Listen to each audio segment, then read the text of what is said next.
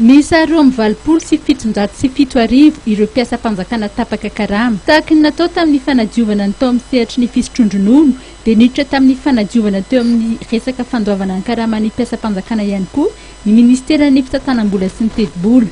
Tafiditra ao anatin'ny fampiarana ny paikady ho an'ny fanjakana tsara tantana izany. Tao anatin'izay dia nijerena sy narahamaso ny karama avoaka ho an'ny mpiasam-panjakana ho sehatry ny asa vita. Natao izao fanadiovana izao noho ny fieverana fa misy ireo olona tsy miasa sy tsy hita any amin'ny toeram-piasana akory anefa mandray karama. Tsy maintsy mampiditra ny anaran'ny mpiasa anatin'ny logiciel Augure na application unique pour la gestion uniforme des ressources humaines de l'État avokoa ireo mpampiasa. Tonga ny mois de novembre dia efa tokony efa samy napiditra zany ny mpiasa ny rehetrarehetra ao anatin'ny logiciel io ny mpampiasa rehetrarehetra.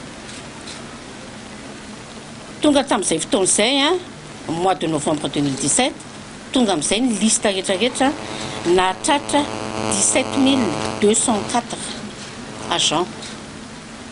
Io 17 204 agents io zany rehefa tonga ny lista avy any amin'ny ministère tsirairay avy dia alaina indray kosa ny lista ny mpiasa rehetrarehetra zay andoavanay karama.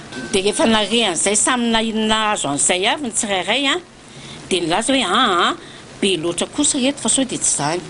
Dia nangataka izay hoe tsy maninona fa ataovy ary amariny satria namenay lista namenay nalefanay tany zareo mitsy reto rehetrarehetra dia andoavanay vola nefa tenenareo fa tsy mpiasanareo.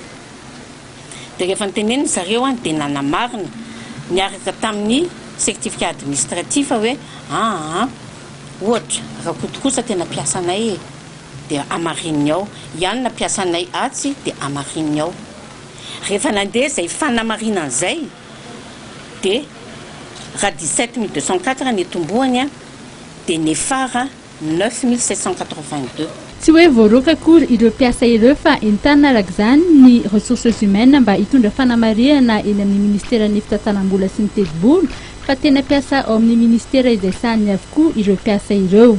Raha vao marina fa tena mpiasa ara-dalàna ilay olona dia izany ny amoaka ny karaman'izy ireo alohan'ny faran'ny taona.